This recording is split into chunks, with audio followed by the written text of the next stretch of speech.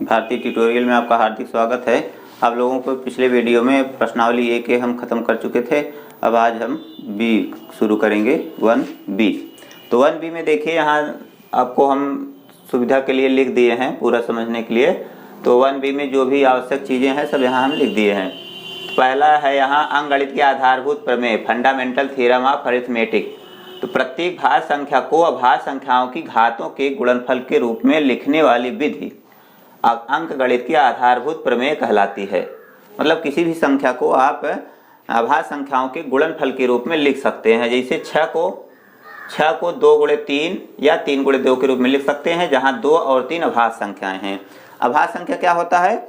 ऐसी संख्या जो स्वयं और एक के अलावा किसी भी संख्या से विभाजित न हो, अभाज्य संख्या कहलाती है। जैसे 2, 3, 5, 7, 11, 13, 17 ये सब क्या है? अभाज्य संख्याएं हैं। अभाज्य मतलब जो स्वयं और एक के अलावा किसी भी संख्या से ना कटे, तो अभाज्य संख्या कहलाती है। तो यहाँ 15 भी है। 15 3 गुणे 5 लिख सकते हैं, 5 गुणे 3, 5 और 3 ये भी अभाज्य संख्याएं हैं। तो यही है, उसको अभाज्य गुणनखंडों के रूप में लिखना अंकगणित की आधारभूत प्रमेय कहलाती है। एकदम सिंपल है। इसके बाद अभाज्य गुणनखंड विधि से एचसीएफ और एलसीएम ज्ञात करना। अभाज्य गुणनखंड विधि से एलसीएम और एचसीएफ आप लोग छोटी क्लासों में निकालना सीख चुके हैं और इसमें आपको बहुत दिक्कत नहीं होने वाली है। इसमें करेंगे क्या, उसको आप अच्छे से समझ लीजिए। सर्वप्रथम दी गई संख्याओं के सभी अभाज्य गुणनखंड कीजिए। तो जो आपको दिया जाएगा उसका अभाज्य गुणनखंड कर लेना है। अभाज्य गुणनखंड जानते हैं, जो भाग से काटते हैं संख्याओं को। इसके बाद उसका मान लो आपको एचसीएफ निकालना है, मस निकालना है। तो संख्याओं के अभाज्य गुणनखंड में उभयनिष्ठ गुणनखंडों की छोटी घात का गुणनफल क्या करेंगे? अगर आपको मस निकालना है, संख्याओं के अभाज्य गुणनखंडों में जो उभयनिष्ठ गुणनखंड होगा उनमें से जो सबसे छोटी घात होगी उसी संख्या को लिख करके गुणा कर लेंगे, तो मसा आ जाएगा उन संख्याओं का।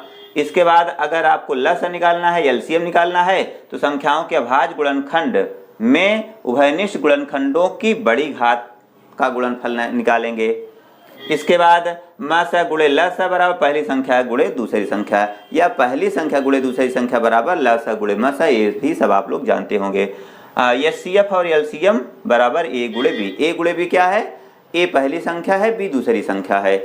इसको आप लोग समझ गए होंगे। इसमें थोड़ा दिक्कत अगर होती है तो हम अभी एक उदाहरण बता दे रहे हैं, इससे एकदम स्पष्ट हो जाएगा। देखिए, इसको समझने के लिए हम एक उदाहरण लिए हैं। 24 और 36 का एचसीएफ और एलसीएम ज्ञात कीजिए। तो एलसीएम और एचसीएफ ज्ञात करने के लिए आपको अभाज्य गुणनखंड करना होगा।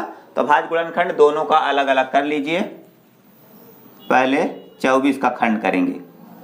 24 काटेंगे तो 2 कटेगा, 2 1 के 2, दुनाई 4, 2 छंग 12, 2 तिहाई 6, फिर 3 कटेगा, 3 1 के 3। इसका अभाज्य गुणनखंड हो गया। तो 24 को लिख सकते हैं 24 बराबर 2 गुणे 2 गुणे 2 गुणे 3। इसी तरह 36 का भी कर लीजिए। तो 36 को काटेंगे तो हो जाएगा, 2 से कटेगा, 2 1 के 2, 2 8 16, 2 9 18, फिर 3 कटेगा, 3 3 9, 3 1 के 3, ये भी कट गया। जब तक नीचे 1 न आ जाए तब तक काटते रहना चाहिए। चलिए अब इसका भी लिख लेते हैं। 36 बराबर क्या है? 2 गुणे 2 गुणे 3 गुणे 3। ये सब अभाज्य गुणनखंड लिख लिया गया। तो आपको घातों के रूप में लिखने के लिए कहा गया था उसमें, तो यहाँ हम घात बढ़ा दे रहे हैं एक लाइन और। तो 2 कितनी बार है?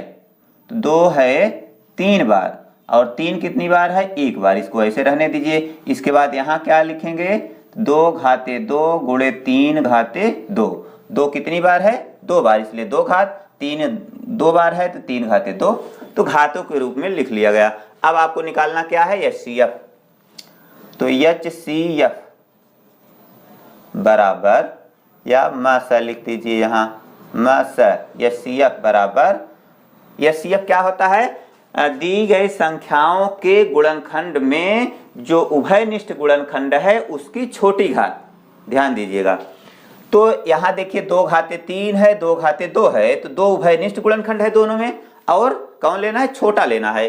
तो छोटा इसमें 2 है, तो इसका मसा हो जाएगा 2 घाते 2 गुणे 3। देखिए यहाँ 3 की घात कितनी है?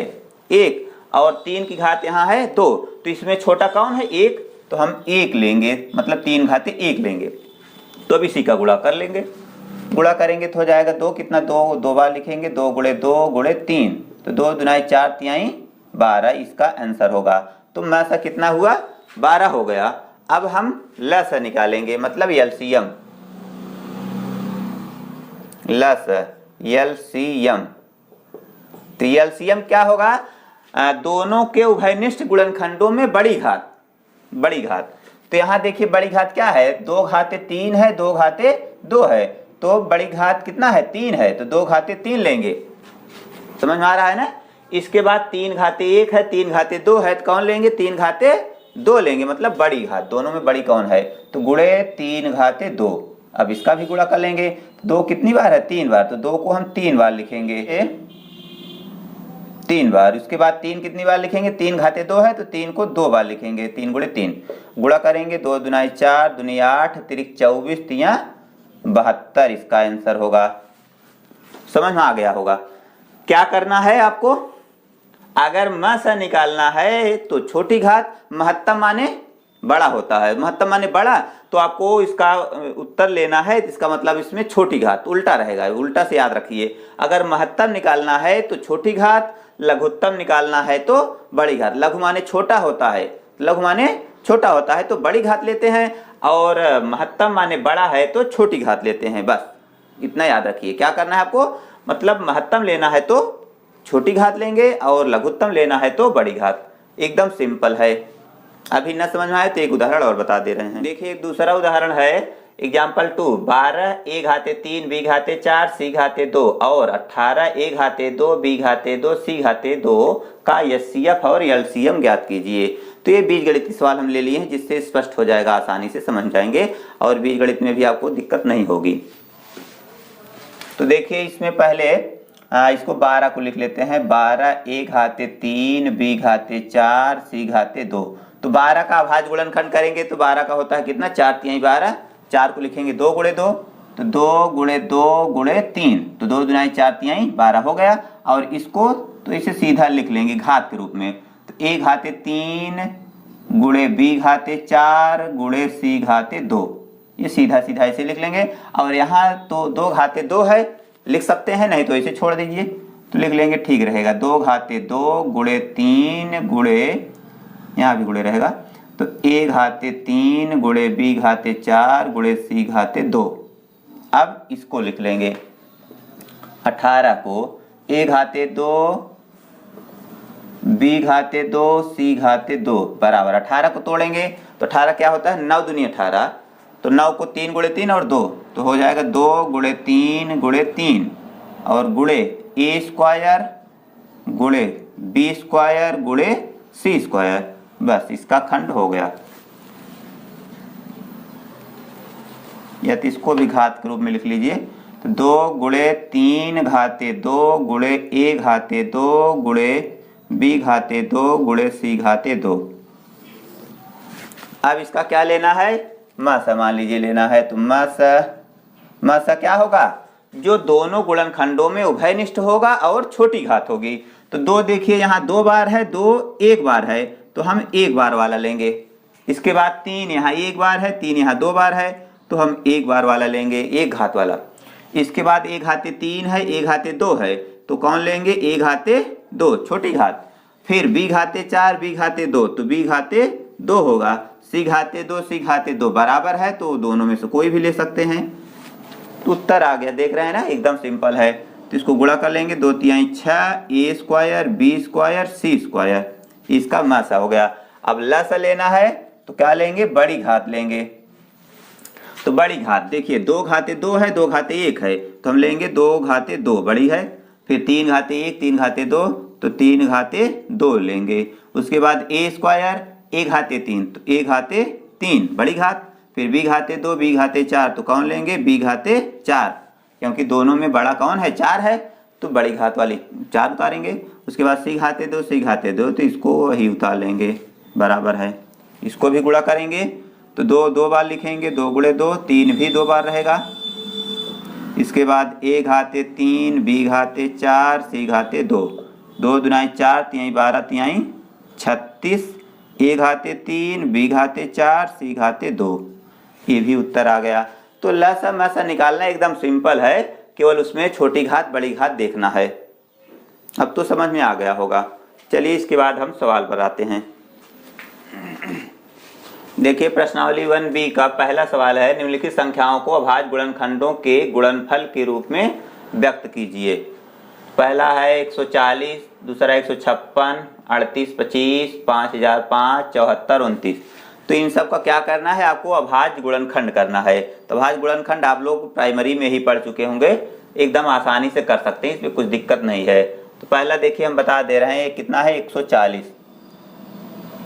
140 इसको काटना है, 2 से काटो, 2 सत्ते 14, 70 हो गया, 2 से काटेंगे 35, फिर 7 से 5 से काटिए, 5 से 5 सत्ते 35, फिर 7 को काटेंगे, 7 1 7, ये कट गया।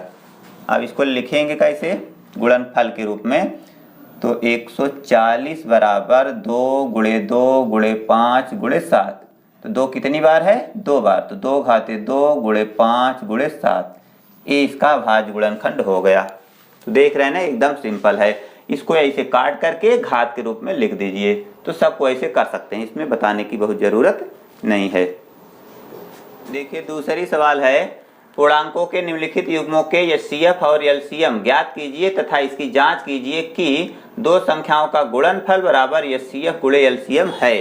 तो आपको चेक करना है कि दोनों संख्याओं का गुणनफल और एचसीएफ गुणे एलसीएम हो रहा है कि नहीं। पहले क्या करेंगे, पहले इन दोनों का एलसीएम और एचसीएफ लेंगे, उसके बाद उसकी जांच करेंगे। चलिए देखिए पहला सवाल, 26 और 91। तो 26 और 91 को पहले खंड कर लीजिए। तो 26 को लिखेंगे क्या, 2 गुणे 13, 13 दूनी 26 होता है। उसके बाद 91 को तोड़िए, 13 सत्ते 91, तो 7 गुणे 13, तो 7 गुणे 13 हो गया। अब इसका क्या लिखेंगे, एचसीएफ एचसीएफ बराबर, तो एचसीएफ वही होता है जो दोनों में उभयनिष्ठ होगा और छोटी घात होगी। तो यहाँ 2 है, यहाँ 7 है, ये उभयनिष्ठ नहीं है। उभयनिष्ठ मतलब कॉमन, सर्वनिष्ठ, जो दोनों में शामिल हो। तो 13 देख रहे हैं, दोनों में उभयनिष्ठ है और एक घात है, छोटी घात है, तो 13 हो गया एचसीएफ। इसके बाद एलसीएम लस, तो एलसीएम क्या होगा, जो दोनों में रहेगा और बड़ी घात। तो दोनों में देखिए 2 है, यहाँ 7 है, तो 2 भी लेना पड़ेगा, दोनों में उभयनिष्ठ हो या ना हो, इसको लिखना पड़ता है। इसके बाद 7 भी लिखेंगे और 13, 13 घाते 1 है, 13 घाते 1 ही रहेगा। मान लीजिए 13 यहाँ है, यहाँ है, यहाँ 13 घाते 2 होता, तो हम क्या लिखते, बड़ी घात लिखते, बस इतना अंतर है। तो इसका गुणा करेंगे, तो 13 सत्ते 91, 91 दूनी, तो 2 1 के 2, 2 9 18, 182। तो एलसीएम आ गए, एचसीएफ आ गया और संख्याएं भी मालूम है। तो चेक कर लीजिए, पहली संख्या गुणे दूसरी संख्या, पहली संख्या गुणे दूसरी संख्या बराबर, पहली संख्या है 26 गुणे 91। तो इसका गुणा करेंगे, गुणा कर लीजिए यहाँ पर। चलिए 91 गुणे 26, 6 के 6, 6 9 54, 2 1 के 2, 2 9 18, तो 6 4 2 6, 8 5 13, 1 1 2, 23 66, 23 66 ही आया। अब इसका गुणा करेंगे, देखिए ये भी आता है कि नहीं। अब क्या लिखेंगे, मस गुणे लस, तो मसा है इसका 13 और 182, तो 13 182 गुणा कर लीजिए, 182 गुणे 13, 3 दूनी 6, 3 8 24, 3 के 3 2 5, 1 से उतार लेंगे इसे, गुणा हो गया, जोड़ेंगे 4 2 6, उसके बाद 8 5 13, 1 1 2, 23 66, 23 66। देख रहे हैं दोनों बराबर आया है। तो यहाँ लिख दीजिए इसलिए पहली संख्या गुणे दूसरी संख्या बराबर मस गुणे लस। बस ये सिद्ध हो गया, मतलब ये सत्य है। समझ में आ गया कैसे करना है ना। तो इसी तरह आपको ये दूसरा और तीसरा कर लेना है खुद, क्योंकि कुछ अभ्यास करेंगे तभी समझ में आएगा। हम बताते जाएंगे, आप उतारते जाएंगे, सब भूल जाएंगे। एक सवाल हम बता दिए हैं, इस टाइप का भी दोनों है, इसको आप खुद कर लीजिए। तो खुद अभ्यास करिए और ये भी करिए कि जो हम बता देते हैं उसको भी खुद करने का प्रयास करिए।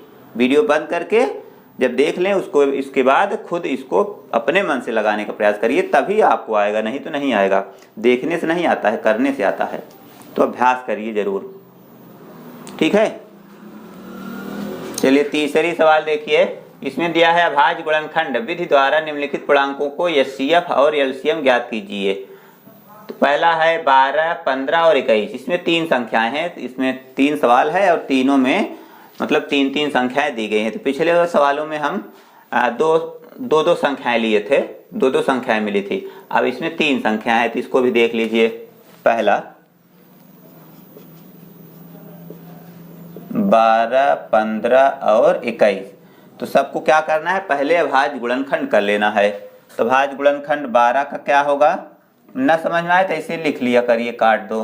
12 2 छंग 12, 2 तिहाई 6, 3 1 3 कट गया। तो इसको लिखेंगे 2 गुणे 2 गुणे 3। इसके बाद 15 को लिखेंगे क्या, ये हो जाएगा 3 गुणे 5।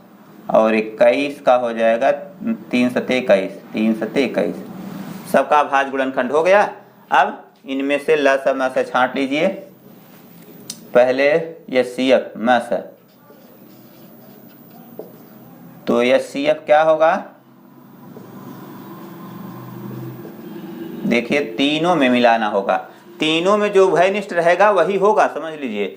तो 2 यहाँ है, 2 इसमें तो है नहीं, तो 2 संभव नहीं है। 3 यहाँ है, 3 यहाँ है, 3 यहाँ है, 3 सब में है, ये उभयनिष्ठ है, इसका मतलब 3 तो हो जाएगा। तो मासा कितना हुआ, 3 हो गया बस, और तो कुछ मेल नहीं खा रहा है। इसके बाद अब लसा लिखेंगे। तो लसा एलसीएम, तो एलसीएम क्या होगा, एलसीएम देखिए 2 यहाँ 2 बार है और यहाँ नहीं है, फिर भी आपको लिखना पड़ेगा, हम बताए थे पीछे।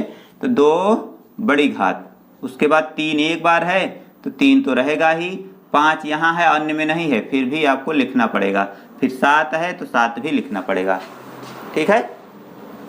तो गुणा कर लीजिए, जो मिल रहा है तो बड़ी घात होनी चाहिए, नहीं मिल रहा है तो जो है वही लिख लीजिए। तो 2 यहाँ 2 दुनाई 4, 3 12, 5 60, 60 सत्ते 6 सत्ते 42, 420 हो गया। तो इसका एलसीएम 420 और एचसीएफ 3 आया।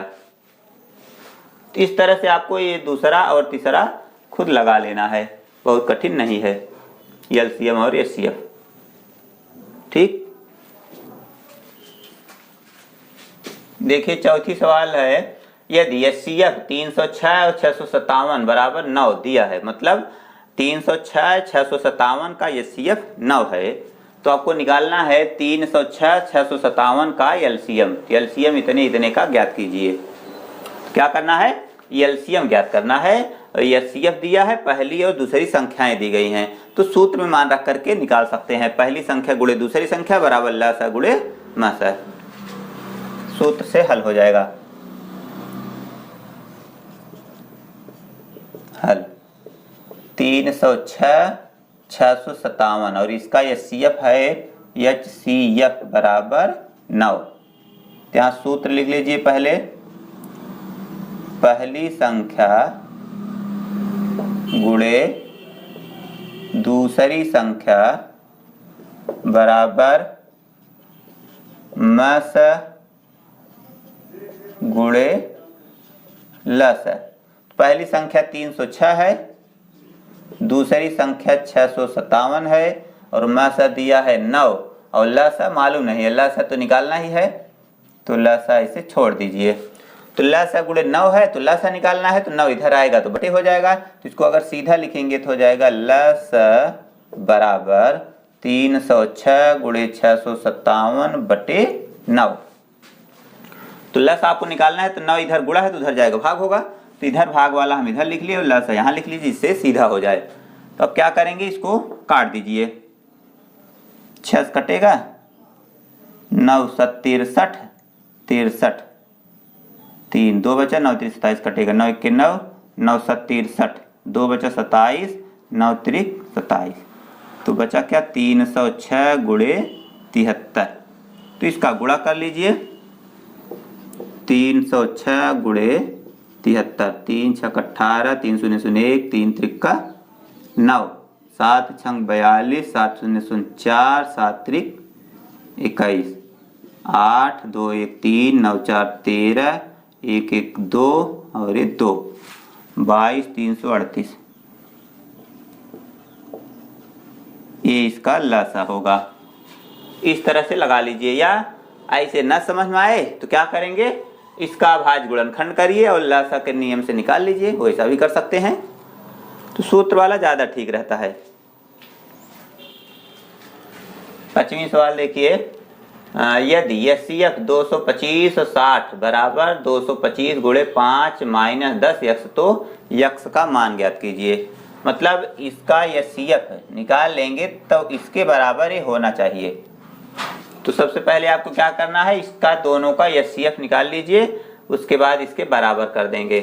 तो 225 और 60 का HCF निकालेंगे।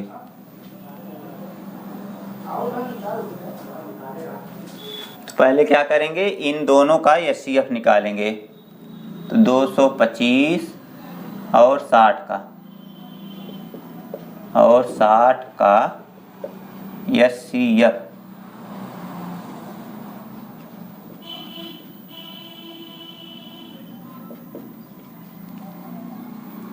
पहले इसका खंड कर लीजिए। 225 का खंड 15 15 में 225 होता है, 15 का 3 गुणे 5, तो 3 गुणे 3 गुणे 5 गुणे 5, 3 3 9 25 45 पंचे 225। इसके बाद 60 का खंड करेंगे, 12 पंचे 60, 12 का हो जाए 4 3 12, 4 का 2 गुणे 2 गुणे 3 गुणे 5। ऐसे मौखिक ना आए तो लिख करके आप लोग काट सकते हैं, कोई दिक्कत नहीं होने वाली है। तो अब इसका लिखेंगे HCF मास बराबर, तो मास क्या होगा, जो दोनों में होगा और छोटी घात। 3 यहाँ 2 बार है, 3 1 बार है तो 1 बार लिखेंगे, 5 यहाँ 2 बार है और यहाँ 1 बार है तो 1 बार, मतलब छोटी घात। तो 2 यहाँ है, यहाँ नहीं है, तब 2 का मतलब नहीं है। इसका गुणा करेंगे, 3 5 15, तो इसका मासा आ गया 15। तो अब यहाँ 15 रहना चाहिए, 15 बराबर इतना। इसलिए इसको आप पहले लिख लीजिए, HCF 225 60 बराबर 225 गुणे 5 माइनस 10 यक्स। तो HCF 225 और 60 का मतलब है यहाँ 15 रहना चाहिए, 15, क्योंकि इसका और इसका HCF 15 आ चुका है, तो हम 15 लिख सकते हैं। और इसको लिखेंगे वैसे 225 गुणे 5 माइनस 10 यक्स। अब इसको हल कर लीजिए। 15 बराबर, तो 5 किस में गुणा करेंगे, 5 25, 5 दूनी 10, 2 12, 5 दूनी 10, 1 11, 11 25 माइनस 10 यक्स। तो 10 यक्स इधर, 15 उधर कर दीजिए तो ये धनात्मक हो जाएगा। तो 10 माइनस है ना, तो इधर आएगा तो प्लस हो जाएगा। और 1125 माइनस 15, तो 10 यक्स बराबर, इसको घटाएंगे, 5 5 घटा 0, 2 में 1 घटा 1 और यहाँ 1 1 उतर जाएगा। तो यक्स बराबर 1110 बटे 10, तो यक्स बराबर 111, 0 कट गया, ये इसका आंसर हो जाएगा। देखिए 6वां सवाल दिया है, यदि HCF 120 और 225 बराबर 15 हो तो LCM 120 और 225 ज्ञात कीजिए। तो आपको ये HCF दिया है 120 और 225 का HCF दिया है 15, तो आपको LCM 120 और 225 ज्ञात करना है। तो ये अभी तो हम सवाल बताए हैं इसका टाइप का, चौथी सवाल थी पीछे अभी जो बताए थे, चौथी सवाल एकदम इसी टाइप का है। तो इसको सूत्र द्वारा लगा लीजिए, या तो गुणनखंड करके लगा लीजिए, दोनों से आप लगा सकते हैं इसको। 7वां देखिए, नीचे दी गई आकृति में x तथा y के मान ज्ञात कीजिए। तो यहाँ y है और यहाँ x है, इसका मान क्या होगा। तो एकदम एक सिंपल सवाल है। देखिए यहाँ x का मान 3 गुणे 7 है, 3 गुणे 7 है, इसका मतलब क्या हो जाएगा 21 हो जाएगा। अब देखिए यहाँ 21 है, 21 गुणे 4, 21 चौक 84, तो y का मान 84 हो गया। बस x y मान आ गया, एकदम सिंपल सवाल। तो इतना तक तो समझ में आ गया। इसके बाद और जो शेष सवालें हैं उसको आप लोग खुद लगाने का प्रयास करिए। अगर नहीं आएगा तो हम आगे इसके लिए अगला वीडियो बनाएंगे। तब तक के लिए goodbye, thanks for watching.